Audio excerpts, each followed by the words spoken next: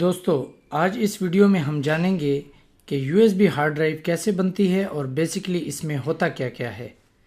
दोस्तों, अगर आपके पास कोई पुराना लैपटॉप है जो आप आजकल बिल्कुल यूज़ नहीं कर रहे, या खुदा न खास्ता आपका लैपटॉप ऐसा ख़राब हो गया है कि वो अब रिपेयर होने के काबिल ही नहीं रहा, या फिर आपने अपने लैपटॉप की स्पीड बढ़ाने के लिए अपने लैपटॉप की हार्ड ड्राइव को SSD से रिप्लेस कर दिया है, वजह कोई भी हो, इन तमाम केसेस में आपके पास एक ऐसी हार्ड ड्राइव बच जाएगी।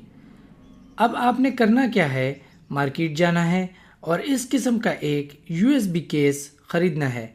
ये आपको ऑलमोस्ट तमाम कंप्यूटर स्टोर्स पर बआसानी मिल जाएगा। चलिए अब USB हार्ड ड्राइव बनाना शुरू करते हैं। सबसे पहले अपने लैपटॉप का बैक कवर खोलें।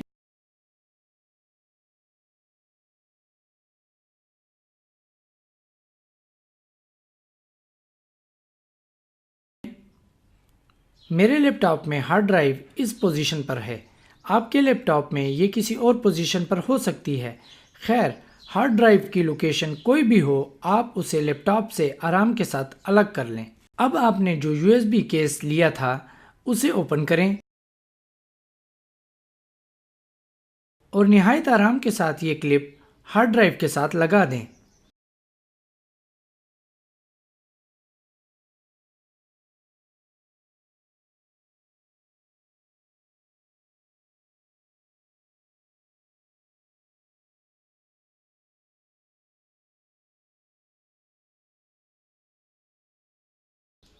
और हार्ड ड्राइव को आराम के साथ केस में रख दें। याद रहे, इस सारे प्रोसेस में आपने कहीं भी जोर आजमाई नहीं करनी। अब आप इस केस को बंद कर दें। आपको क्लिप बंद होने की आवाज़ सुनाई देगी।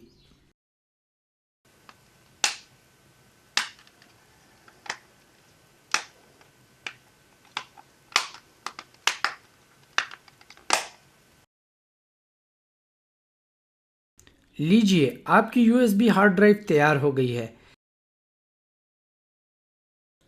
अब आप इसको यूज़ कर सकते हैं।